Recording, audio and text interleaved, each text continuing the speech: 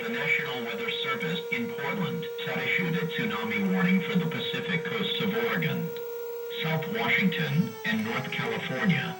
The National Weather Service in Portland has issued a tsunami warning until 1 p.m. Pacific Standard Time.